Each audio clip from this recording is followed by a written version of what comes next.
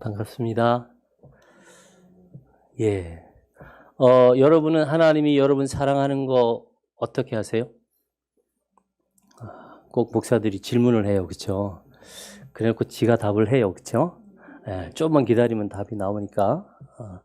근데 이따가는 좀 물으면 답을 좀 하세요. 왜냐하면 여러분들이 입술로 고백하는 것들이 굉장히 귀해요. 여러분 스스로가 고백할 때 그게 여러분의 고백이에요. 내가 어거지로 하든 누굴 따라 하든 또 내가 감동해서 하든 계속해서 여러분의 입술의 고백들이 점점 더 여러분의 삶 가운데로 들어와요. 그래서 예배 때나 또 말씀 읽다가나 찬양할 때나 내가 갑자기 이렇게 내 마음 가운데 감동하는 그런 고백이 있을 때는 하시는 게 좋아요. 저도 좀 전에 찬양하다가 조금 절제하려고 했는데도 저도 모르게 이렇게 눈물이 왈칵 쏟아지는 걸 보면서 이 교회가 참 귀한 교회다. 저는 조 목사님이 거창했지만 사실 별 볼 일 없는, 심지어 저는 조 목사님보다 후배예요. 나이가 후배가 아니고 뭐 신대원 이런 게 후배가 아니고 담임이 후배예요. 조 목사님이 8년째인데 저는 이제 7년째거든요. 후배 맞죠? 그러니까 선배가 오라 그래서 온 거지 제가 뭘 잘하고 뭐 대단하고 그래서 온 게 아니니까 여러분 너무 긴장하지 마시고. 근데 저는 그런 건 있어요. 하나님이 우리를 언제든지 쓰세요. 뭐 대단한 사람만 쓰시는 것 같죠? 아니에요. 여러분 큰 사고들 보면 엄청난 문제가 있어서 사고가 나는 것도 있지만 우주로 나가는 그 우주왕복선이 그 냉각 담당하는 그 핀 하나, 그 베어링 하나가 문제가 생기면 떨어지죠. 마찬가지로 반대로 아무것도 아닌 우리들, 그러나 하나님이 쓰시면 우리는 굉장히 귀한 존재가 되는 거예요. 한 50만 명의 인생을 변화시킨 사람, 인도에 있는 그 캘커타에서 아주 가난한 사람들에게 찾아가서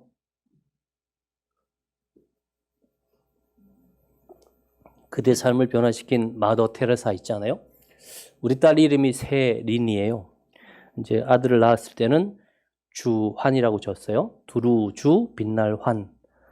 왜냐하면 너는 꼭 목회자가 안 돼도 괜찮은데 하나님의 사랑, 예수 그리스도의 복음을 전하는 일에 너와 너의 가문은 그렇게 좀 살아라. 그래서 두루두루 빛을 비추는 삶. 그래서 두루주 빛날 환 이렇게 적고, 또 우리 딸이 낳았을 때는 너는 이 마더 테레사처럼 세상에 어렵고 힘든 사람들의 친구가 되어줘라. 그래서 세린이라고 졌어요. 근데 그 우리 딸의 멘토인 이 마더 테레사는 자기 스스로를 소개할 때 항상 이렇게 했어요. 나는 몽땅 연필입니다. 나는 정말 쓰다 버릴 수밖에 없는 아주 작은 연필인데, 그런데 그 볼품없는 나를 누가 잡아줬어요? 하나님이 잡아주셨다는 거예요. 그래서 그분은 나는 몽땅 연필입니다 라고만 소개하는 게 아니라 나는 하나님의 손에 붙잡힌 몽땅 연필입니다. 괜찮지? 그치? 은찬이는 하나님의 손에 붙잡힌 멋진 아들이에요. 그렇죠? 그러니까 굉장히 큰 사람이 될 수 있어요. 오늘 찬양을 너무 잘하는 것 같아요. 어릴 때 아빠가 개척하는 거는 힘든 일이지만 자녀들에게는 굉장히 좋은 일이에요. 그렇죠? 다른 친구들 막 딴 거 하고 오락할 때 너는 여기 와서 찬양 부르고, 그치? 은빈이, 그쵸? 나중에 굉장히 좋은 일이 많아요. 여러분, 좋은 교회, 뭐 좋은 목회자, 물론 세상적인 기준으로 나눌 수 있어요. 그러나 저는 참 조성주 목사님을 좋아해요. 예, 저는 60년대에 살았고 태어났고 저기는 80년대에 태어났지만 근데 정말 귀한 분이에요. 명성교회가 몇 년도에 시작한지 아세요, 여러분? 1980년도. 그래서 저분이 명성교회 가면요, 창립둥이에요. 그래서 명성교회는 80년대생은 늘 창립 예배 때마다 특순하고 항상 그 사람들이 나와서 뭘 하는 걸 제가 많이 봤거든요. 그러니까 1980년이라는 건 굉장히 귀한 해인데 그 해에 태어났단 말이에요. 예. 제가 아까 뭐 소개해서 제가 소개하면 제가 스승 목사라고 이제 명성교회 그 직함이 있어요. 어쨌든 이 부교육자들을 담당하는 그 역할을 맡겨주셔서 제가 하는데 그때 이제 조 목사님 안수 받으셨고 또 교구하시다가 너무 빨리 나가셨어요. 제가 조금 더 있다 나갔으면 좋겠다. 그런데 본인이 하나님께 받은 열정이 있으니까 빨리 시작하신 거예요. 여러분, 저런 분이 일래요. 우리처럼 뭐 다 거기서 힘 다 빼고 진 다 빼고 늦게 나온 사람보다는 한창 막 그 열정이 있을 때 뭔가를 하는 사람이 훌륭하잖아요. 장안평 있을 때 잘했어요. 여러분 아시는 분 아시지만 그리고 여기 올 때도 본인이 결정을 하고 왔잖아요. 저는 약간의 결정장애가 있어요. 먹는 것도 맨날 저희 집사람한테 물어보고 옷도 거의 타이도 오늘 집사람이 골라준 거 메고 이러는데 조 목사님은 그러지는 않은 것 같아요. 뭘 하든 굉장히 과감하게 해요. 여러분, 하나님은요, 우리의 모습을 있는 그대로 받으세요. 그리고 그 사람의 그 모양대로 어떻게 해요? 이 그릇이 물을 담으면 이 물은 어떻게 해요? 이 그릇의 모양대로 담기잖아요. 하나님은요, 우리가 가지고 있는 모든 것들을 다 쓰실 수 있는 전문가예요. 여러분, 요즘 보면 이렇게 환경운동가들이 폐품을 가지고 작품 만드는 거 많이 보셨잖아요. 그죠? 정말 우리가 볼 때는 다 쓰레기예요. 그런데 그분들이 그 쓰레기를 가지고 아주 멋진 감동적인 작품을 만들어요. 왜일까요? 그분들이 가지고 있는 능력이 있어서 그래요. 하나님이 가지고 있는 능력은 얼마나 뛰어날까요? 사람도 하나님께 약간의 그 탤런트를 받은, 약간의 그 은사를 받은 사람들도 그런 귀한 일을 하는데 하물며 그 사람마다 아니 온 우주 만물을 다 다스리는 하나님이 그 능력으로 우리에게 다가올 때 우리는 어떻게 될까요? 놀라운 일이 일어나는 거예요. 그래서 세계적인 선교사가 뭐라고 그랬어요? 하나님으로부터는 위대한 일을 기대해도 된다 그랬어요. 윌리엄 캐리라는 선교사님이 하나님으로부터는 위대한 일을 기대해도 된다라는 거예요. 중세에 많은 사람들이 수돈 가서 열심히 기도하고 말씀 읽고 노동하면서 늘 꿈꾸는 게 뭔지 아세요? 하나님을 내가 하나님으로만 모실 수 있다면, 하나님의 위치에만 높여 드릴 수 있다면 내 삶은 늘 가장 최상의 삶을 살 수 있다는 거예요. 그래서 그들의 모토가 하나님으로 하나님 되게 하라는 거예요. 오늘 많은 믿음의 사람들이 하나님을 너무 일회용으로 쓰시는 거예요. 하나님은 영원부터 영원까지 계시는데 우리 삶 가운데 그분이 역사할 수 있는 기회를 많이 안 주는 거예요. 어떤 아이가 밖에 가서 이렇게 공을 차는데 항상 그 마당에 이렇게 공이 지나가면 걸리는 돌 하나가 삐죽이 나와 있어요. 얘는 그게 너무 불편하니까 어느 날 얘가 작정을 하고 그 마당에 있는 돌을 빼내려고 이제 뭐 꽃삽도 가져오고 자기가 하여튼 도구를 다 동원할 수 있는 걸 다 가져왔어요. 열심히 했는데도 이게 꽤 큰 돌이라 안 빠지는 거예요. 그래서 한낮을 고생하다가 얘가 이제 땀을 닦으면서 이렇게 손을 씻으면서 집으로 들어오는데 표정이 너무 막 일그러져 있고 너무너무 불쌍한 표정으로 들어오는 거예요. 그때 아빠가 걔를 만났어요. 야, 너 뭐 하다 왔어? 마당에 있는 돌을 빼려고 했는데 아빠 못 뺐어요. 왜? 돌이 너무 커요. 그래서 내가 할 수 있는 모든 일을 다 했는데 아빠 못했어요. 그때 아빠가 뭐라고 그랬어요? 야, 얘야, 너는 정말 중요한, 아니 제일 먼저 해야 될 한 가지 일을 안 했다. 그게 뭔데요? 너는 제일 먼저 내게 와서 아빠, 저 돌 좀 빼주세요라고 말했어야 된다는 거예요. 신앙인이 누구예요? 하나님 믿는 사람이 누구예요? 하나님을 아버지라고 늘 인정하고 그렇게 생각하고 사는 사람인데 정말 어처구니 없게도 큰일이 일어나면요, 우리는 의사를 찾고, 그렇죠? 나를 도와줄 수 있는 어떤 사람을 찾지 하나님을 찾지 않아요. 때로 그래서 하나님이 우리를요, 어떤 어려움 속으로 집어넣는 거예요. 문제 속으로 들어가게 하는 거예요. 왜? 그렇게 해서라도 우리로 하여금 하나님을 보게. 그래서 우리가 잘 보일 때는 그냥 가다가도 앞이 딱 막히면 어떻게 해요? 멈춰 쓰잖아요. 그때 하나님을 보도록 우리 앞을 때로 막아버릴 때가 많아요. 고린도후서에 보니까 우리의 약함이 그리스도의 능력이 우리에게 머무는 은혜의 기회라는 말씀이 있어요. 믿으세요? 약함을 보통 사람 다 숨겨요. 그러나 약함을 드러낼 때가 있어요. 언제요? 나를 도울 수 있는 사람 앞에 가면. 그렇죠? 공부를 못하는 아이는 선생님 앞에 가면 자기가 못하는 걸 다 얘기해요. 내가 이 문제도 못 풀고요. 이거 틀렸어요. 또 병이 있는 사람은 의사 앞에 가면 그 문제를 얘기하잖아요. 똑같아요. 하나님 앞에 나가서 우리의 약함을 숨기면 안 돼요. 그래서 예배를 드릴 때 우리는 가급적 어떻게 해요? 다른 사람을 너무 신경 쓰면 안 돼요. 어떤 분이 막 그날 하나님 앞에 막 울면서, 우리 어릴 때는 그런 분 참 많았어요. 왜? 삶이 너무 가정이 어렵고 남편이 핍박하고 뭐 여러 가지 막 이 중첩된 어려움이 있을 때 어떻게 했어요? 하나님께 나가면 그냥 저절로 눈물 콧물이 막 쏟아지는 거예요. 그럴 때 하나님이 그분을 향해서 다가오시는 거예요. 여러분, 그런 경험들이 쌓이면 나중에 어떻게 돼요? 내가 하나님께 나아가는 것이 너무 자연스러워지는 거예요. 오늘 성경 말씀에 보니까 은혜의 보좌라는 단어가 있어요. 그렇죠? 우리가 나아가서 하나님 만나는 그 공간을 은혜의 보좌라 그래요. 우리가 하나님께 원래 나갈 수 있었어요? 없었어요? 없었어요. 그렇죠? 뭐 때문에? 죄 때문에.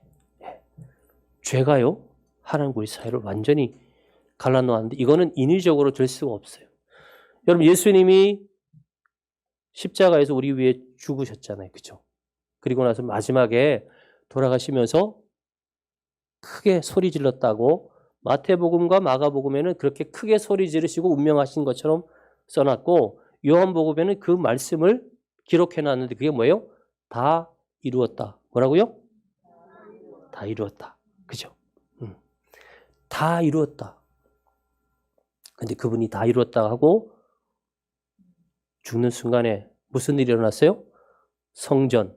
그때 당시에 성전에는 지성소와 성소를 막아둔 하나의, 요즘 말하면 커튼 같은 게 있었어요. 그게 뭐예요? 휘장이죠.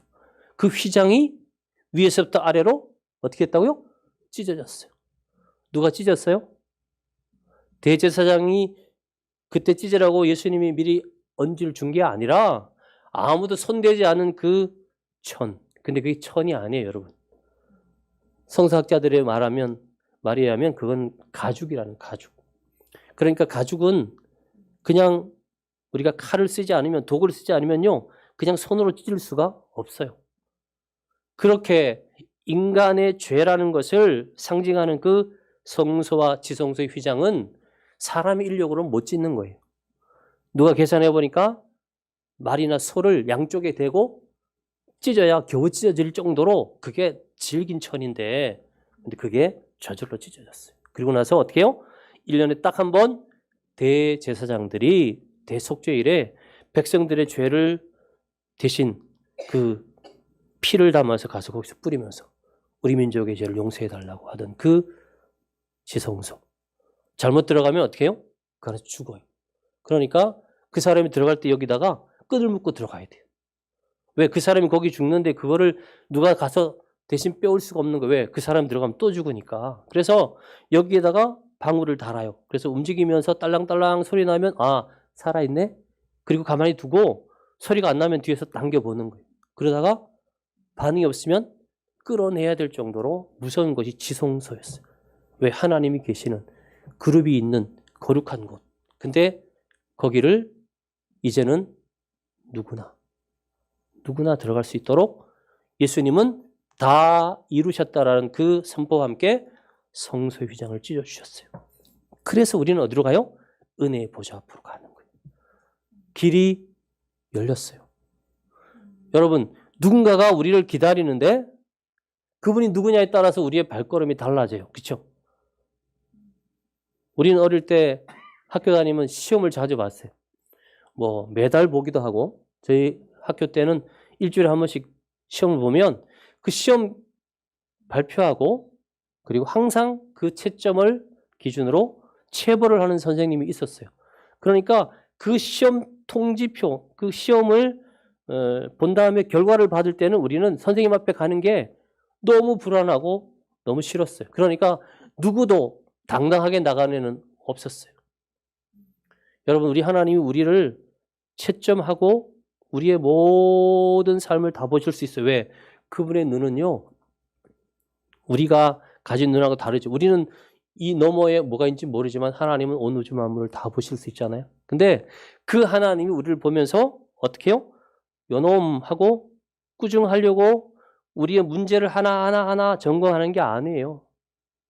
은혜의 눈으로.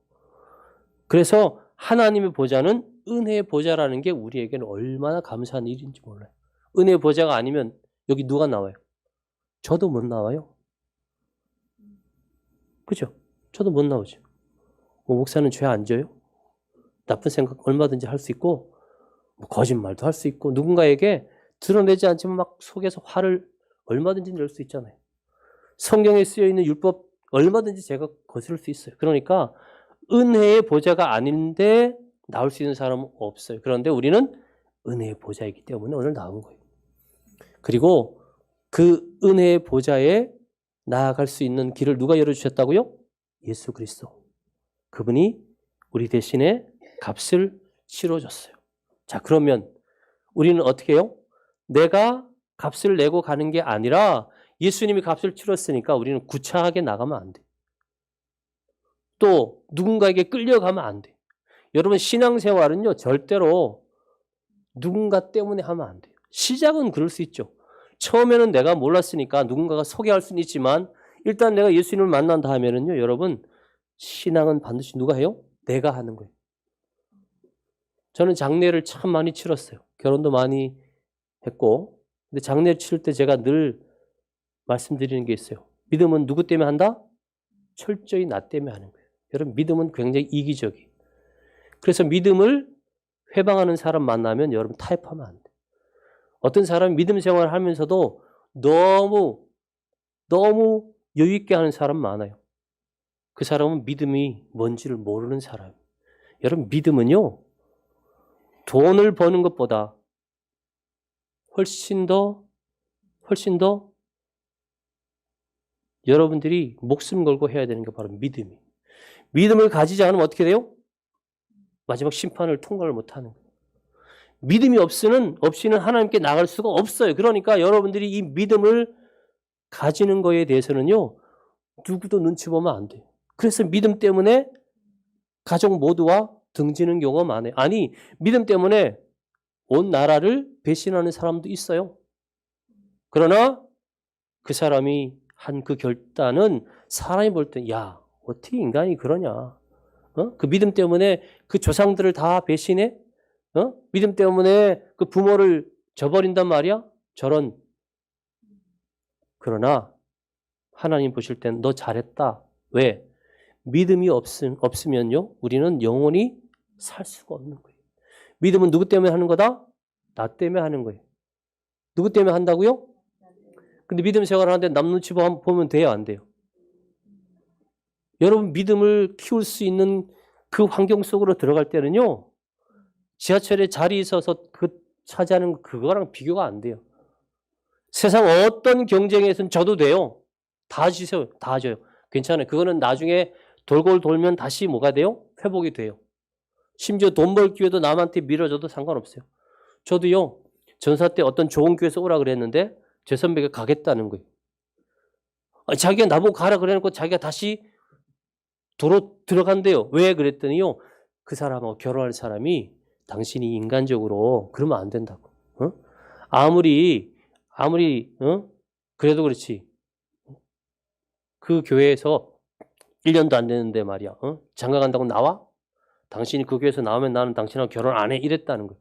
나는 이제 그 교회 부임한다고 인사 다 하고 다음 주에 그 길로 가려고 다 했는데 갑자기 그 선배가 야 미안하다 야 내가 도로 가야겠다 이러는 거 있죠. 네. 참 그런 거 양보해도 괜찮아요. 저는 졸업할 때요. 제가 원래 그 히브리어라고 하는 거 있잖아요. 성경 원어를 방학 때 했어요. 방학 때.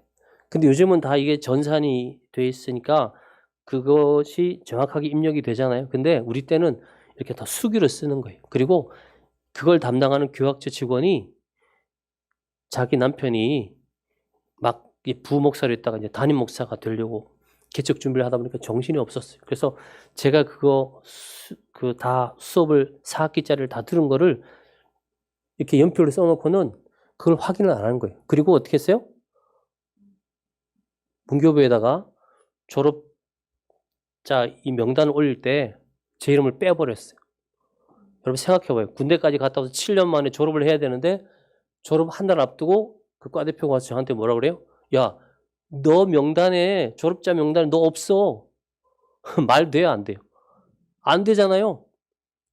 와, 정말 화가 엄청 났어요. 그런데 제가 그걸 참은 사람이에요. 괜찮죠? 그걸 참았다니까요. 그리고 그분한테 그랬어요. 혹시라도 이런 실수가 또 있으면 안 됩니다. 약속하실 수 있어요? 그랬더니 예. 그러면 제가 그냥 1년 더 있다가 그러다가 제가 동기들하고 같이 못 가는 바람에 목사는 굉장히 늦게 됐지만 근데 신기한 건 뭐예요? 그런 것도 괜찮아요. 왜? 나중에 하나님이 저를 굉장히 또 다른 사람보다 빠르게 무언가를 맡겨주시더라는 거죠. 여러분 물질이든 명예든 모든 세상의 것에는 여러분 다 양보해도 돼요. 줘도 돼요. 근데 믿음은 양보하시면 안 돼요. 또 믿음을 양보하지 말라 그런다고 너무 교회 와서 막 나 혼자 그건 아니잖아요. 믿음을 갖되 그 믿음은 누구든지 많이 가져도 돼요. 세상의 물질은 유한하기 때문에 내가 많이 가지면 다른 사람이 못 가져. 그렇죠? 근데 믿음은요. 어떤 사람이 아무리 많이 가져도 누구나 그만큼 또 가질 수 있는 게 믿음이에요. 그만큼 하나님은 우리 모두에게 골고루 그 믿음을 주시는 거예요. 믿음. 앞으로 여러분 분명히 기억하세요. 믿음만큼은 절대로 양보하지 않는다. 내 믿음을 회방하거나 내 믿음의 길을 막는 것에는 절대로 주저하지 말고 어떻게 해요? 대항하셔야 돼요. 여러분 앞으로 여러분의 믿음을 회방하는 세력이 많아요. 성경에 보니까 말세에 대한 얘기가 나오는데 주로 뭐가 나와요? 적 그리스도, 이단들. 요즘 얼마나 여러분 이단이 활개치는지 아시죠? 저희 교회 매주마다 저희 교회 우편함에 생명새 명성교회 목사님께 하고 누가 편집하는지 알아요? 박옥수 이단하고 신천지 이단이 꼬박꼬박 자기들 소식지를 늘 보내요. 거기다 써놨어요. 목사님 궁금하면 저한테 전화하라고 자기 핸드폰에 써놨어요. 여러분 옛날에 이단이 안 그러잖아요. 어떻게 목사한테 그렇게 해요? 시대가 바뀐 거예요. 그만큼 이제 예수님 오실 날이 가까웠어요. 그러니까 여러분들은 여러분의 믿음을 지키기 위해서 굉장히 애를 쓰셔야 돼요. 여러분 평상시에는 우리가 생명에 대한 그 위기를 경험하기가 참 어렵죠. 근데 요즘 보세요. 뭐 너무 안타까운 소식이지만 여러분 다 아시잖아요. 서울 한복판에서 우리가 생각할 때 그게 일어날 수가 있는 일이에요. 그 주위에 경찰서도 있고 소방서도 얼마나 많았고 그렇죠? 그리고 거기에 있는 사람들이 다 젊어요. 스스로 자기의 목숨 충분히 보호할 수 있는 건강한 아이들이었다니까요. 근데 어떻게 됐어요?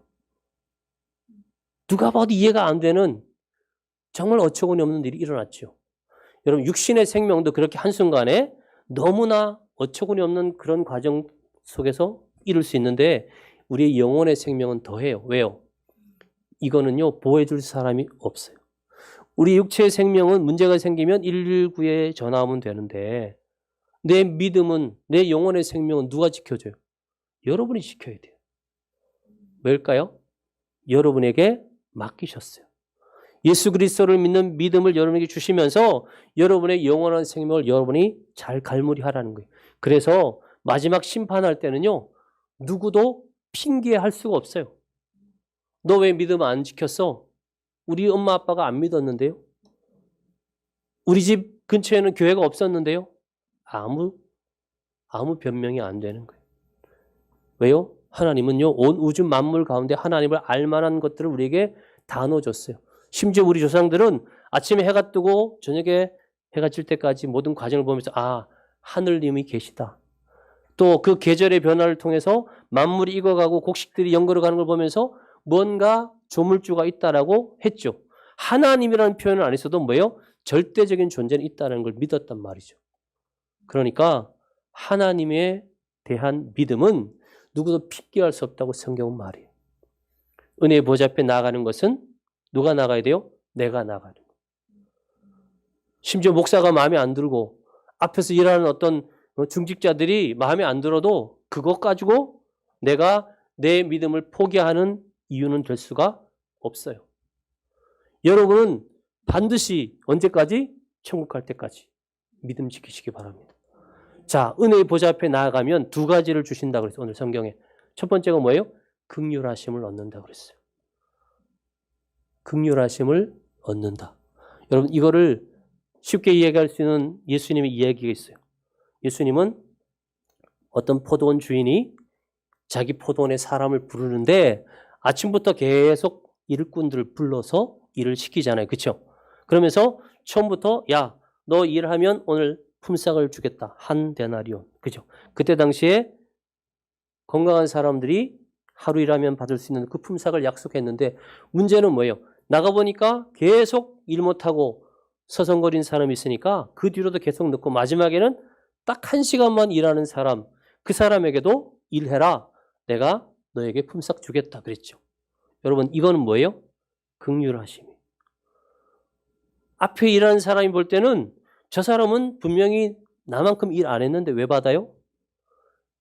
긍휼을 모르는 사람들은 하나님을 오해할 때가 많아요. 우리는 너무 뭘 기준으로 살아요? 나 기준으로 살아요. 나 기준으로. 여러분 긍휼하심은 하나님이 주시는 거예요. 제가 이렇게 어릴 때 농촌에 있었거든요. 그러니까 농촌에서 일하다 보면 때로는 어린애가 하기 참 힘든 일이 많잖아요. 한 번은 제가 이렇게 밤을 주스러 갔는데 그 자루를 하나씩 다 받았어요. 근데 여러분 다른 건 몰라도 밤 까서 담는 건 사실 어렵잖아요. 꼬마들은. 그래서 제 자루만 요만큼이고 나머지 어른들은 전부 이만큼 있었어요. 근데 제가 가지고 있는 그 자루가 너무 비어 있으니까 그 밤 나무집 주인이요. 이렇게 오시더니 자기가 준 그 밤을 제 자루에 다 쏟아주고 가시는 거 있죠. 순식간에 저는요. 기적이 일어난 거예요. 기적이. 지금 생각하니까 그게 뭐예요? 긍휼하심이죠. 누군가가 내가 채워야 할 것을 대신 채워주는 것. 누군가가 내가 져야 될 짐을 대신 져주는 것. 군대에서 저도 육공을 맸는데요. 이렇게 메고 막 땀을 발발 흘리면 옆에 있던 고참이 야 줘봐. 대신 매주는 거예요. 여러분의 짐 대신 매주시는 분이 누구예요? 하나님. 이게 바로 긍휼하심이에요. 하나님께 나아가는 사람은 뭘 기대할 수 있어요? 긍휼하심을 기대할 수 있어요. 그렇다고 우리가 잘못 이 긍휼을 이해하면 뭔가 너무 불쌍하고 뭔가 우리를 아주 천하게 보는 거 아니냐? 아니에요. 낮추시는 게 아니라 우리의 부족함을 채워서 우리를 뭐예요? 원래 위치로 갖다 두는 것. 이게 바로 긍휼이에요. 하나님의 긍휼은 우리를 멸시하고 우리를 천대하는 게 아니고 오히려 우리가 있어야 할 그 자리를 놓쳤기 때문에 내가 있어야 할 그 자리에서 떨어졌기 때문에 다시 우리를 올리기 위해서 그 긍휼을 채워주는 거예요. 부모는 자식이 뭔가를 하다가 실패하면 어떻게 해요? 왜 그랬냐? 물론 채근하는 부모도 있지만 다시 한번 기회를 주거나 그 부모가 가지고 있는 것으로 자식을 채워줍니다. 하나님은 우리의 모습을 보실 때 분명하게 정확하게 보시죠. 그 이유가 뭘까요? 모자람을 채우기 위해서 보는 거예요. 여기 계신 우리 사모님이 저랑 결혼했을 때도 일을 했어요. 저는 그때 그냥 교육전사였어요. 그러니까 한 달에 한 20만 원 이렇게 사례가 적었어요. 근데 공부를 하다가 늘 이렇게 친구들하고 뭐 커피도 먹고 해야 되니까 그러다가 또 우리 아들이 나고 나서는 늘 용돈이 모자랐어요. 그래서 제가 늘 지갑에 뭔가 없어가지고 친구들하고 이렇게 다니면서 저는 원래 좀 이렇게 사는 거 나빠하지 않고 좋아하는 편인데 그때는 너무 힘들었어요. 그래서 이거 좀 마음이 늘 좀 그랬는데 어느 날부터 집사람이 제 지갑을 검사를 하는 거 있죠. 그래서 저는 처음에 아니 돈도 별로 없는 그 지갑을 왜 보냐? 거기 있는 거라도 혹시 또 빼가냐? 이래서 제가 일부러 안 주고 그랬는데요. 여러분 나중에는 제가요 기꺼이 드렸습니다. 왜요? 열어보는 이유가요 달랐어요.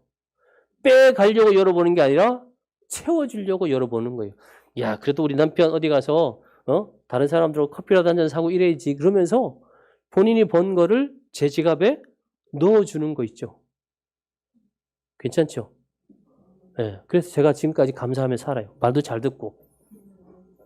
하나님이 바로 이런 분이 우리를 바라보실 때 요놈 봐라 이게 아니에요. 뭔가 우리가 부족한 게 있으면, 뭔가 우리의 삶에 걸림돌이 있으면, 뭔가 우리가 아파할 만한 그런 상황이 있으면 어떻게 해요? 먼저 다가오시는 거예요. 이게 바로 긍휼이에요. 그러니까 하나님의 집에 나오는 사람들은 뭘 기대한다고요? 하나님의 긍휼을 기대하시는 거예요. 그러니까 하나님께 나올 때는 어떻게 해요? 우리 마음이 슬퍼요? 아니죠. 여러분 찬송가 어떻게 해요? 주 앞에 나올 때 우리 마음 기쁘고 그 말씀 힘되어 새 희망이 돋는다. 아시죠? 하나님께 나올 때 왜 우리 마음이 기뻐요? 나를 채워주시는 분이 하나님. 내 빈잔을 채워주시는 하나님. 내가 다 소진하고 내가 아무것도 없는 빈털터리가 되어도 탕자같이 내가 아버지에게 그런 몹쓸 짓을 했는데 그러나 그 탕자가 아버지 집에 갔을 때 어떻게 했어요? 꾸중했어요? 멀리서 보고 달려가서 안아주고 그 모든 더러운 거 다 씻기고 새 옷 입혀주고 신발 신기고 가락지 끼우고 잔치. 이게 바로 뭐예요? 아버지의 긍휼, 하나님의 긍휼을 그 탕자의 비유를 통해서 우리에게 알려주는 거예요.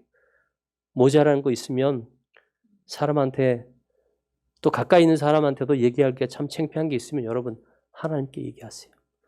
그래서 좋은 믿음을 계속 여러분들이 견지하기 위해서는요. 하나님의 긍휼하심이 필요해요. 왜? 나는 나를 채울 수가 없어요. 여러분 스스로가 여러분을 감당할 수 없어요. 그런데 하나님은 계속해서 채워주시는 거예요. 두 번째, 의의 보좌 앞에, 은혜의 보좌 앞에 나갈 때 뭘 주신다 그랬어요? 때를 따라 돕는 은혜. 이게요, 얼마나 좋은지 몰라요. 때를 따라 하는데 이 때가 언제인지 알아요? 하나님의 때가 아니에요. 우리의 때예요. 하나님은 항상 언제 역사하시는지 아세요? on time, 정각에. 1초도 안 틀려요. 하나님은요, 우리가 필요한 그 순간을 정확하게 아시고 딱 그 순간에 우리에게 다가오시는 분이에요. 그래서 내가 하나님을 향하여 나아갈 때 이미 하나님은 내가 오는 것도 아시고 내가 무엇 때문에 오는 것도 알고 내게는 무엇이 필요한지를 다 아신다 그랬어요. 심지어 우리가 기도할 때 하나님은 뭐라고 그랬어요? 네가 기도하지 않아도 내가 다 알아. 그러나 네가 기도하라는 거 아까 말씀드렸죠? 내가 내 마음으로 하나님께 고백하는 것은 그걸 뭐예요? 하나님 앞에 내 삶을 오픈하는 거예요. 왜 그럴까요? 하나님은 인격적인 분이에요. 하나님은 우리를 만드셨고 우리의 소유주가 되시지만 우리를 애들이 장난감 만들듯이 그렇게 안 해요. 우리를 인격체로 그대로 존중하시는 거예요. 그래서 내가 하나님께 말할 때까지 기다리는 거예요. 볼지어다 내가 문 밖에 서서 두드린다. 아니, 문을 열고 들어오시면 되죠. 왜? 그분의 능력으로는 우리 마음을 마음대로 들어와도 돼요. 그런데 그 문 앞에서 두드리시기만 하는 이유가 뭘까요? 내가 문을 열면 이건 뭐예요? 모든 결정권을 우리에게 주셨어요. 여러분, 어떤 사람은 그래요. 제가 고등학교 때 만났던 친구들이 자주 저한테 와서 내가 예수 믿는 거 아니까 야, 하나님이 있는데 왜 도둑놈이 이렇게 많어? 나쁜 놈들이 왜 이렇게 많어? 하나님인데 이렇게 가난한 사람이 왜 이렇게 많어? 하나님이 있는데 왜 이렇게 기근 일어나고 하나님이 살아계시다며? 근데 왜 저렇게 전쟁도 있고 난리가 나냐고 그랬어요. 그래서 저는요, 하나님에 대해서 제가 그때부터 더 관심을 가지고 열심히 공부할 수밖에 없었고 제가 신학교에 간 하나의 계기가 바로 그거예요. 하나님의 사랑만 아는 사람들 그런 질문이에요. 사랑의 하나님은 모든 것들을 다 본인이 마음대로 하실 수 있다고 생각해요. 문제가 있으면 그냥 가서 그런데 하나님의 또 하나의 속성이 뭐예요, 여러분? 공의예요. 절대 누구도 하나님, 쟤는 하나님께 기도도 안 했는데요. 달라고도 안 했는데 왜 주십니까? 이렇게 누군가가 하나님한테 항의하면 어떻게 돼요? 안 되죠. 그래서 어떻게 해요? 성경에 너희가 내게 구하라 그랬어요. 구하라. 여러분, 훈련할 때도요. 어떤 훈련이 효과가 있는지 아세요?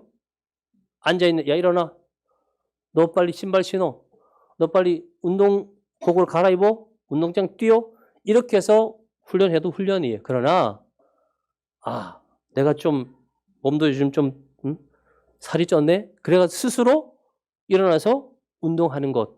이게 훨씬 더 효과가 있고, 점점 더 그 일을 이어갈 수 있겠죠? 거기다가 하나님이 효과를 도와주시면, 어떻게 해요? 훨씬 더 훌륭한 선수가 될 수 있다는 거죠. 계속 우리가 끌고 물가로 갈 수 있지만 먹어야 된다. 누가 먹어요? 지가 먹는 거죠. 소가 먹는 거예요. 마찬가지. 하나님이 우리를요, 강제로 무언가 하신다. 아니. 하나님 우리를 철저하게 인격적으로 대해요. 그러니까 여러분들이 하나님의 그 공의라는 속성을 모를 때는 어떻게 해요? 그냥 가만히 앉아있으면 다 되는 줄 알아요. 하나님 어떻게 할까요? 묻고 하나님이 내 안에 생각을 주시거나 동기부여가 줄 때는 일어나야 돼. 그리고 뭐예요? 행동으로 옮겨야 돼. 공의의 하나님은 이 우주 만물을 어떻게 해요? 공의로 다스려요. 그러니까 누군가가 잘못한 것 그것도 그대로 두시죠. 그러나 거기에 대한 대가, 처벌을 정확하게 하시는 거예요. 내가 하나님의 사랑만 알고 믿음 생활하는 사람은 계속해서 소극적이 돼요. 그러나 공의의 하나님을 발견한다면 내가 뭐예요? 적극적으로 믿음 생활할 수 있어요. 이 공의의 하나님이 우리로 하여금 하나님의 은혜의 보좌 앞에 나아갈 때는 어떻게 한다고요? 우리를 위하여 정확한 시간에 꼭 필요한 것들을 허락하시는 거예요. 그러니까 교회에 나오는 것 자체가 뭐 천지창조나 홍해가 갈라지는 거나 여리고성이 무너지는 같은 큰 기적은 매일 일어나지 않지만 여러분이 지금 여기 앉아있는 이게 기적이에요. 앞으로도 계속 여러분이 여기 앉아있다 그런다면 여러분은 그 기적을 계속 이어가시는 것이 되죠. 저도 작은 교회예요. 그냥 공간만 조금 넓을 뿐이지 오늘 와서 이렇게 보니까 이 교회는 진짜 큰 교회네요.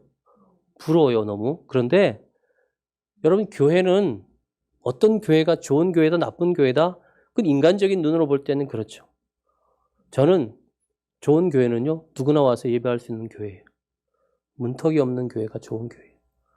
그리고 누군가 그 모임 속에 들어왔을 때 그를 품어주고 그에게 함께 예배할 수 있도록 격려해 줄 수 있는 그런 교회가 좋아요.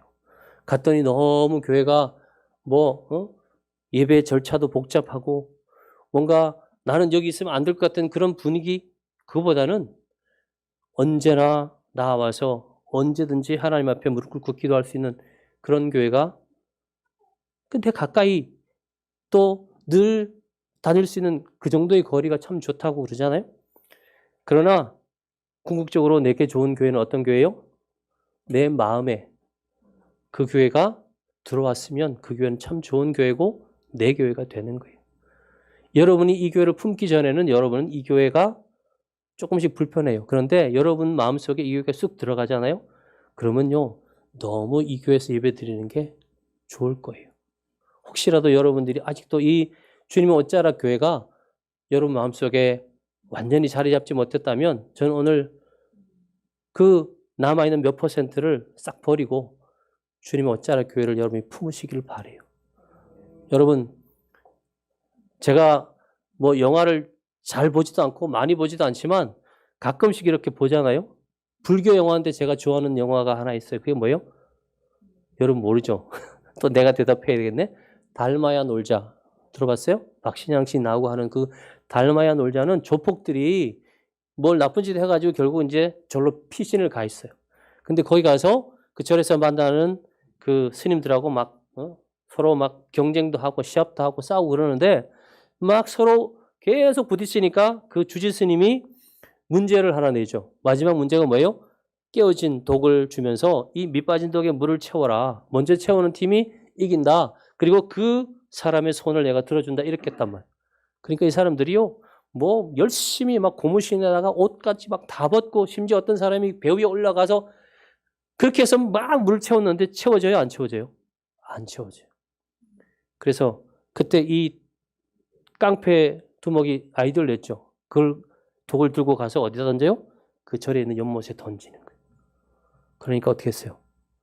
물이 차졌어요. 가득 채워졌어요. 나중에 그 주지 스님하고 이 두목이 얘기할 때, 왜 스님은 우리를, 우리가 깡패인 줄 알고 나쁜 놈인 줄 알았는데 왜 우리를 받아줬어요? 그럴 때 뭐라고 그랬어요? 그럼 너는 왜 그 밑빠진 독을 연못에 던졌냐? 그래야 채워지죠. 그때 그 주지 스님이 그래요. 나도 너희들을 내 마음의 연못에 던진 거다. 그러죠. 여러분, 문제가 있는 것을요, 지적한다고 안 돼요.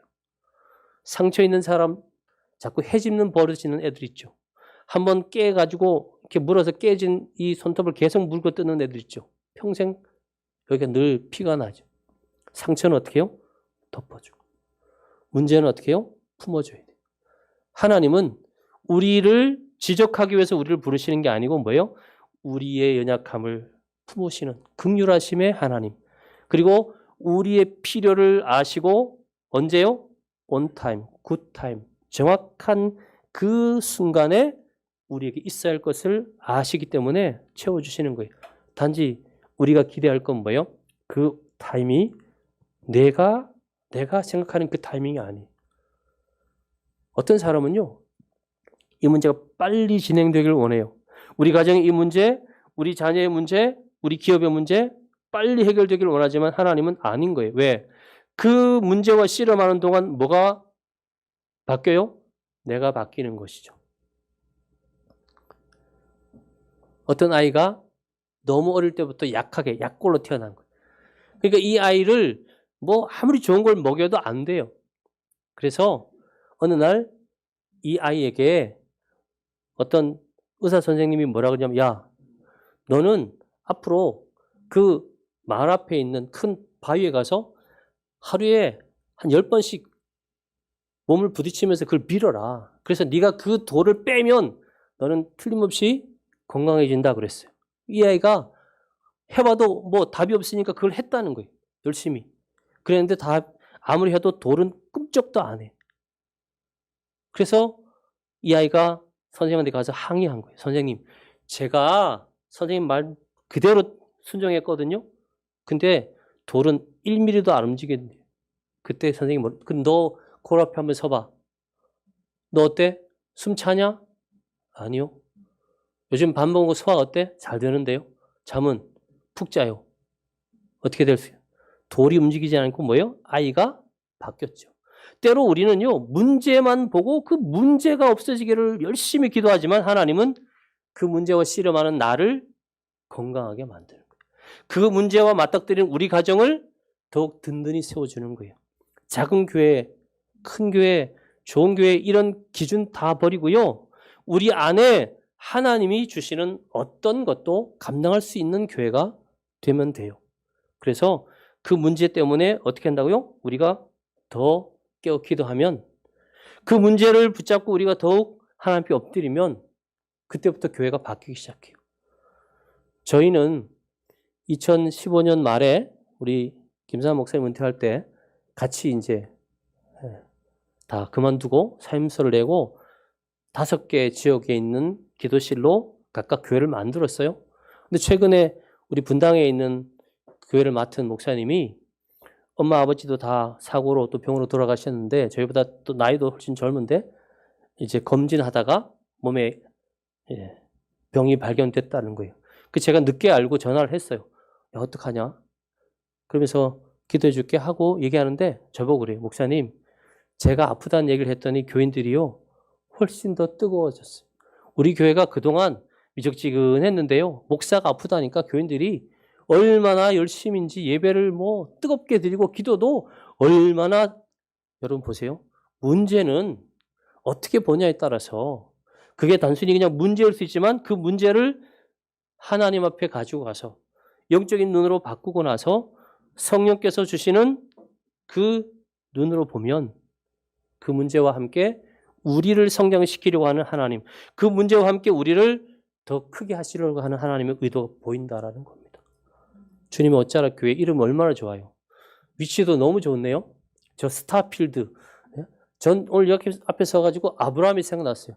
네가 좌하면 내가 우한다. 예. 사람들은 전부 저쪽으로 가지만 여러분 일로 왔죠. 사람들이 생각할 때 저쪽 가는 게 좋을 거라고 생각할 거예요. 저희 가면 뭐 좋은 것도 사고 먹고 노는데 아니에요. 저쪽이 소돔과 고모라라면 여기는 아브라함이 차지한 가나안 땅이 되는 것이죠. 할렐루야. 할렐루야. 원래 저는 이런 거 못하는 사람인데 제가 처음 한 거예요. 예, 전 부흥사가 아니거든요. 여러분 스스로를 자꾸 무언가 비교하게 되는 그런 곳에 또 거기만 가면 왠지 마음이 위축되는 그런 곳에 가지 말고요. 내가 엎드리면 그래 너 왔니? 내가 너 기다렸다. 너 잘 왔다. 이 은혜의 보좌가 얼마나 소중한데 여러분 왜 이 은혜의 보좌를 가지고 계시면서 이 엄청난 보화를 이 엄청난 가치를 왜 모르고 사시냐고요. 어떤 아이가 평생 국어를 하던 아버지의 뒤를 이어서 국어를 하게 됐어요. 그래서 그 아버지가 물려준 게 뭐예요? 이렇게 큼지막한데 꽤 무거운 이 국어를 할 때 쓰는 그 깡통 같이 생긴 거를 아버지가 자기가 나 이거 평생 쓰던 거니까 이제 너 써 하고 주고 갔어요. 그 얘는 그 아버지가 준 거니까 계속 그걸 들고 다니면서 그걸 했다라는 거예요. 근데 어느 날 이 아이를 유심히 보던 어떤 사람이 얘를 불렀어요. 그리고 야, 너 그거 들고 있는 거 나한테 한번 줘볼래? 그래가지고 깡통을 유심히 보다가 이분이 그걸 막 열심히 닦았어요. 여러분 그게 뭔지 알아요? 겉은 그동안 국어를 하면서 막 국물 흐르게 떼국물 흘러가지고 너무 지저분하고 더러웠지만 그걸 깨끗이 닦으니까 그게 뭐예요? 금으로 만든 요런.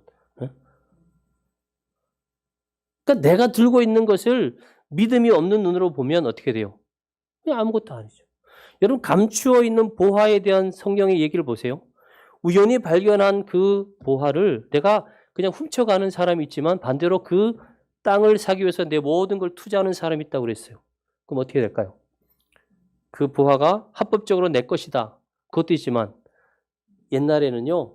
주로 땅에다가 요즘은 은행이 있지만 과거에는 땅 속에다가 자기의 유물을 묻어놓고 그거를 자기 자식에게만 줬는데 그 자식들이 그걸 까먹거나 잊어버린 거예요. 그러니까 어떻게 해요? 땅 속을 파다 보면 그렇게 조상들이 묻어둔 보화가 많았다는 거예요. 그럼 뭐예요? 그 밭을 사게 될 때 합법적으로 그 보화도 내 것이지만 그 이후에 밭에서 나오는 모든 보화도 뭐가 돼요? 내 것이 되는 것이죠. 천국이 바로 이와 같다고 주님은 우리에게 말씀하셨어요. 여러분 한 가지를 우리가 잘하면 그 다음에 뭐예요? 다른 건 쉬워요. 악기도요. 바이올린 하나, 피아노 하나를 잘 배우면 그 음감을 가지고 그 음악에 대한 이해를 가지고 다른 악기를 하면 빨리 배우죠. 신앙생활이 처음에는 어려운 것 같고 교회 생활도 너무 나랑 안 맞는 것 같지만 그건 오산이에요. 사단은 계속 야 너랑 안 맞아. 너는 교회가 아니라 저기 스타필드로 가야 돼. 이렇게 말할 거라는 거죠. 그런데 신기한 건 뭐예요? 여러분이 교회 나와서 예배하는 그 훈련 습관을 길러보세요. 그 하나가 잘 자리 잡기 시작하면 그 다음부터는요 너무너무 쉬워요. 그리고 또 하나는 뭐예요? 나에게 긍휼이 덧입혀지고 때를 따라 돕는 은혜가 함께 계속 쌓인다는 거죠. 여러분 우리가 오해하는 서양 속담이 하나 있어요. 그게 뭐예요? 구르는 돌에는 이끼가 끼지 않는다. 이거는 무슨 의미라고 그랬어요? 굴러라는 거예요? 아니에요. 그 속담의 원래 의미는 가만히 있어야 이끼가 돌에 낀다는 거예요. 많은 사람들이 요즘은 뭔가 빨리 남들보다 더 무언가를 선점해요. 좋은 정보 있으면 빨리빨리 하는 게 좋다고 생각하죠. 아닙니다. 하나님을 믿는 믿음은 굳이 빨리 가지 않아도 돼요. 아까 얘기했잖아요. 먼저 가라고요. 먼저 가세요. 근데 신기한 건 뭐예요? 내게 돌아올 분깃은 반드시 내게 주시지 다른 사람에게 주지 않아요. 믿음이 없는 사람들이 아무리 내 거라고 우기고 가지려고 해도 안 돼요. 왜? 하나님은 반드시 믿음을 가진 사람에게 그걸 주는 거예요. 다윗의 가정에 사무엘이라는 선지자가 왔어요. 기름불을 가지고 와서 그 장자로부터 기름 부으려고 봤는데 사람의 눈으로 보니까 오 잘생겼네. 야 장자네. 당연히 얘인 줄 알고 불러 하나 아니다. 아니다. 어디요?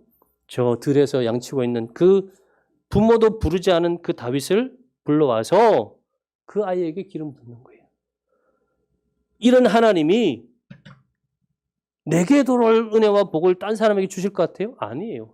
여러분이 믿음을 가지고 있지 못해서 여러분에게 그 은혜와 복이 오지 않는 거지, 여러분에게 갈, 여러분의 가정에 갈, 여러분의 기업에게 갈 은혜와 복은 반드시 여러분에게 가요.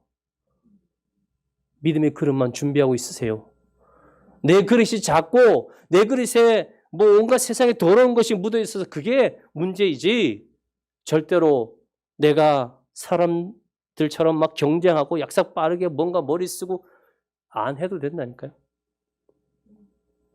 하나님은 전능하신 하나님이죠. 그러나 엄격하게 말하면 하나님도 못하시는 게 있어요. 목사가 이상한 말 하는 거 아니냐 그렇게 생각할 수 있는데 못하시는 게 뭔지 알아요? 실수를 못해요. 하나님은 실수를 못해요. 다시 말하면 정확하게 가야 할 그 은혜와 복이 분명히 여기에 가야 할 그 은혜와 복을 다른 데 주지 않아요. 하나님은 실수하지 않아요. 또 하나님은 뭘 못하신지 알아요? 실패를 안 해요. 잘못된 곳에 투자하지 않아요. 내가 은혜의 자리에 있지 않으면서 사람들은 우리 가정에도 은혜 주세요 그러는 거예요. 이건 뭐예요? 우리 아이들이 이가 이렇게 날 때 분명히 나야 될 곳에 나야 되지, 이미 있는데 또 나 뭐예요? 덧니가 되죠. 그러면 힘들어져요. 하나님은 그런 실수 안 해요. 우리는요, 은혜와 복을 받을 수 있는 자리를 찾아야 된다니까요. 운동 좋아하시는 분들은 제가 지금부터 하는 말을 잘 이해하실 거예요. 제가 청년들 데리고 여의도 윤중로에 꽃구경을 가려고 승합차 애들 싣고 갔어요. 청년들 데리고 갔는데 너무 사람이 많은 거예요. 그래서 여의도를 못 가겠어요. 그 진입로부터 막혀가지고, 그래서 안 가고 그냥 교회를 가자니 너무, 그래서 어떻게 할래? 그랬더니 그 중에 하나가, 저 신촌에서 학교 다니는 애가 있는데, 전사님 우리 학교에도 그 꽃 많아요. 그래서 저희가 연세대로 들어갔어요. 그래서 아이들을 이렇게 풀어놓고 저도 그 연세대 교정을 이렇게 어슬렁어슬렁 다니는데 갑자기 막 아이들 한 20명이 우르르 막 뛰어가는 게 보였어요. 그 어디 가는지 몰랐어요. 주일인데 오후에. 그 가봤더니 그 실내 체육관에, 그때가 아마 90년대 초반일 거예요.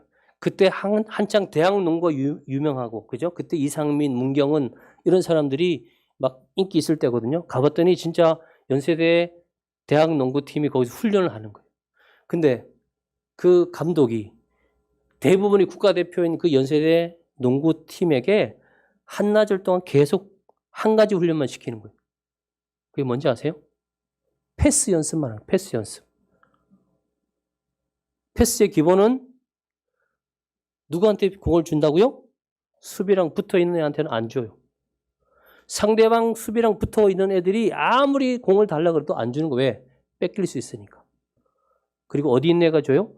골을 넣을 수 있는 그 위치에 있는 애한테는 무조건 주는 거예요. 여러분, 하나님은 실수하지 않는다고 그랬어요. 내가 세상과 붙어가지고 세상과 어울리면서 하나님 내게도 좀 은혜 주세요, 복 주세요. 하나님이 딱 보시면, 야, 너 세상하고 빨리 떨어져야 돼. 그 복 줘봐야 어떻게 돼요? 세상으로 넌 더 깊이 빠져 들어갈 건데 왜 주냐는 거죠. 어디 있어야 된다고요? 은혜의 자리, 복 받을 자리, 거기에 있어야 된다는 거죠. 여러분이, 하나님이 여러분을 보고 계세요. 그래서 여러분이 은혜의 보좌 앞에 나가면 긍휼하심도, 때를 따라 돕는 은혜도 주시는데, 세상 속에서 그저 잠시 이렇게 한 발만 나와가지고 하나님 요 정도만 나와도 되지 않나요? 하나님이 안 주시는 게 아니라 주고 싶지만 어떻게 해요?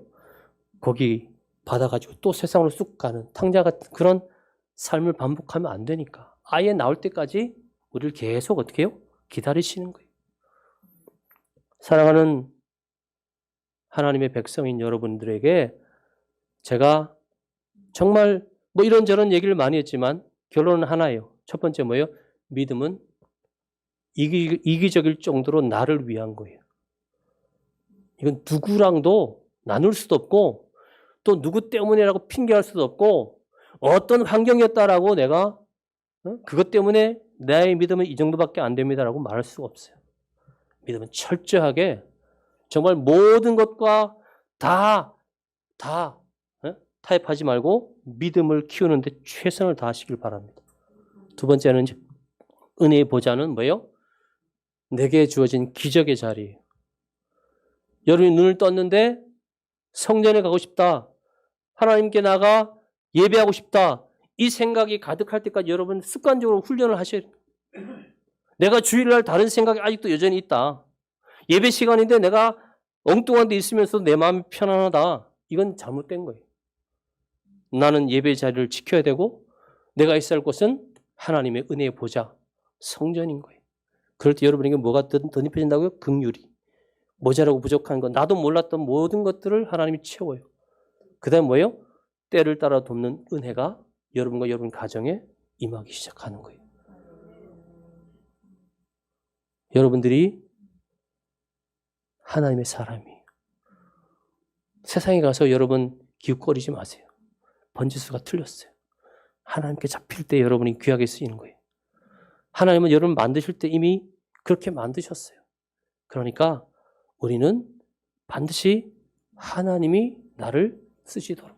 모든 물건에는요, 만들 때 뭘 생각하고 만들어요? 어떻게 쓰일지를 생각하고 만들었어요. 그래서 저는 에베소 2장 10절을 좋아해요. 우리를 만드시되 어떻게 해요? 오래전에 예비하셨고 선한 일을 위하여 우리를 지으셨다고 그랬어요. 선한 일을 위해서. 여러분 거울 볼 때마다 여러분 스스로가 조금 마음에 안 드는 부분에서 괜찮아요. 그 선한 일을 여러분을 통해서 하나님 하신다니까요. 어떤 목사님이 큰 교회를 다니면는데 영어 발음이 너무 안 좋아요. 아무리 막 대단한 영어 잘하는 부목사한테 막 교육을 받아도 이게 발음이 너무 옛날 분이라 안 되는 거예요. 그래가지고 안 되나 보다 낙심하고 있었는데요. 근데 그 교회에 아주 대단한 학교의 학장님이 나오기 시작했어요. 처음에 설교를 듣는데 영어 발음이 너무 후지니까 처음에 마음이 딱 닫긴데, 아이고 어떻게 이렇게 큰 교회를 담임하는 목사님이 저렇게 영어를 못해?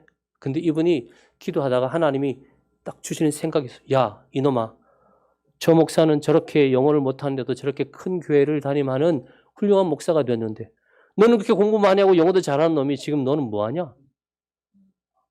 딱 그 마음을 주시니까요. 아 그렇구나. 그래서 나중에 그 목사님한테 가서 고백을 했대요. 목사님, 사실은 제가 처음 이 교회 와서 목사님 영어 너무 못한다고 내가 막 속으로 막 비웃었는데요. 알고 봤더니 제가 너무 잘못 알고 있었어요. 그러니까 그 얘기를 듣고 나서 이 목사님 또 어떻게 해요? 너무 은혜가 된 거예요. 그동안 영어 못하는 게 너무 스트레스였는데 그 다음부터 이분은요 영어 발음을 막 하는 거야. 그냥 보세요.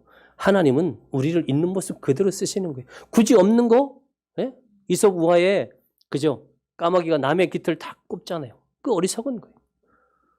하나님을 믿지 않는 사람은요 남의 걸 자꾸 부러워해요. 내 것도 아닌데 자꾸 저거 가졌으면 좋겠다, 저거 가졌으면 좋겠다. 그러나 하나님 믿는 사람은 내 안에 있는 게 뭔지를 보는 거예요.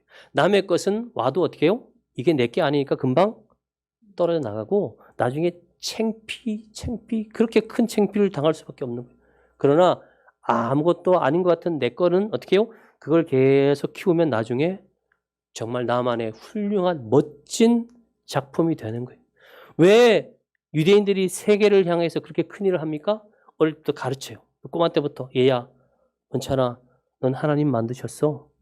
하나님은 너에게만 주신 놀라운 능력을 담아주셨다. 그러니까 네가 그 능력을 발휘하는 날이 되면 너는 세계적인 인물이 된다. 그러니까 실수해요. 뭘 해봤는데 안 돼. 이 분야에 가서 안 되잖아요. 그럼 어떻게 해요? 걔들은 포기 안 해요. 여러분 세계적인 스타트업이 어디 있다고요? 이스라엘의 텔아비브에 다 몰려 있어요. 걔네들은 포기 안 하는 거예요. 100번 했는데 실패하면 어떻게 해요? 아유 뭐 괜찮아. 101번째 하면 되지. 그러니까 에디슨 같은 사람들이 그렇게 많은 실패를 해도 끝까지 도전해서 새로운 걸 만들어내는 거예요. 이게 바로 하나님을 믿는 믿음을 가진 사람들의 삶이라는 거예요. 왜 남의 거, 남의 집에 있는 거 보지 마세요. 마누라가 투정하는 날은 물어보라 그랬어요. 저는 3가지. 동창회 갔다 왔냐? 왜? 공부 지지를 못한 애가 갑자기 남편 잘 만나가지고 막 시장하고 막 배 아프잖아요. 그죠? 아닌데요? 그러면 옆집에 누가 이사 왔나 보지? 왜? 젊은 세대가 이사 오는데 막 전부 그냥 모든 가전이 세트야 막. 그 자기는 너무 마음에 들다가도 그걸 보면 갑자기 어떻게 해요? 속에서 막 일어나죠. 그것도 아니면 뭐예요? 백화점 쇼윈도를 걷다가 보니까 너무 마음에 드는 옷에서 들어가 봤는데 입어보니까 나한테 안 맞는 거예요. 그죠? 여러분 그 옷이 걸려있을 때는 아무 상관없죠. 근데 그 옷이 내 마음에 들어오면 그다음부터 나를 어떻게 해요? 불편하게 하는 거예요. 사단의 논리가 바로 그거예요. 아무것도 아닌 건데 여러분 속에 집어넣어요. 그럼 어떻게 돼요? 그때부터 불편해지는 거죠. 사막을 걷는 사람들은 강하게 부는 모래바람이나 그 폭풍우가 아니라 신발 속에 들어와서 나를 힘들게 하는 그 몇 알 되는 모래알갱이가 더 나를 어렵게 한다는 글이 있어요. 여러분 그렇습니다. 사단은요 우리를 완전히 멸망시킬 수 있는 권한을 하나님이 안 주셨어요. 그러니까 사단은 반드시 우리를 뭐예요? 조금 불편하게 만들어.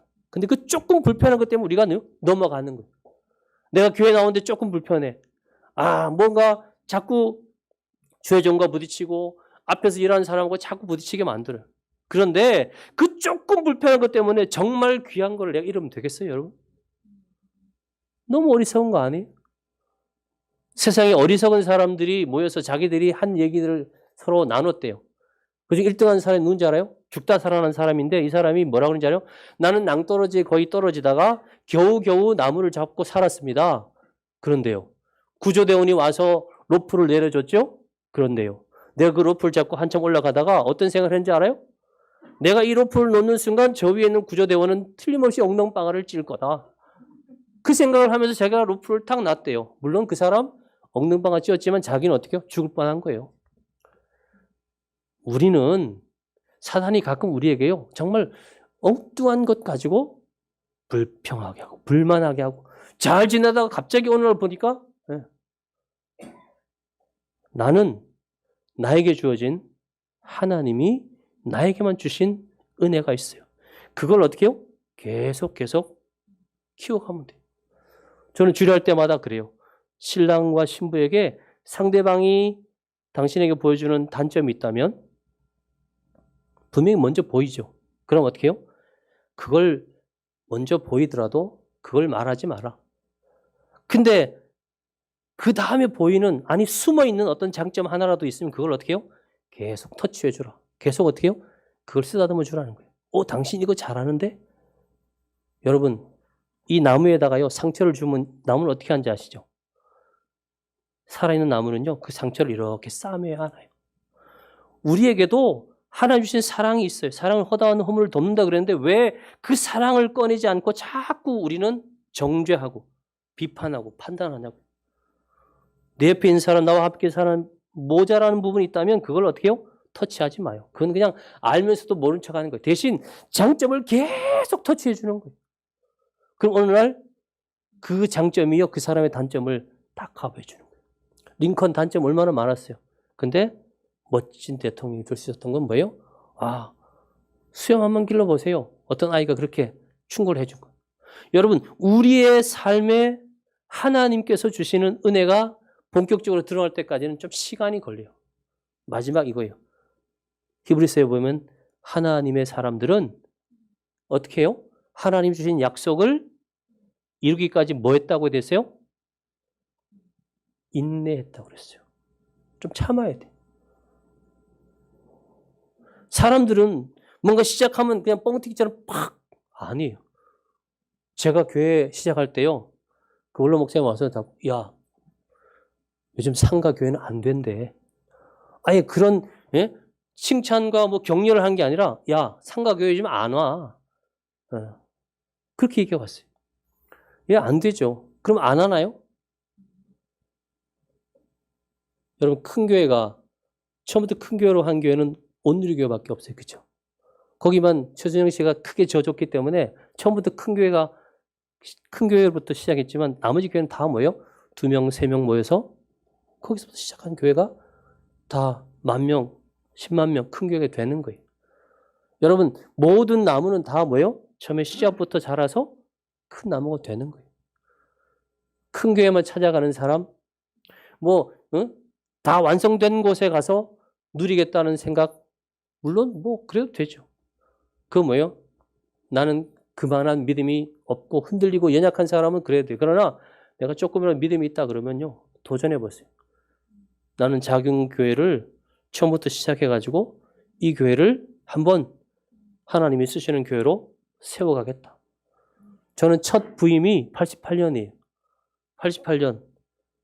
저분이 초등학교 다닐 때 나는 전도사 하고 있었는데 그 교회가요. 개척하는 교회.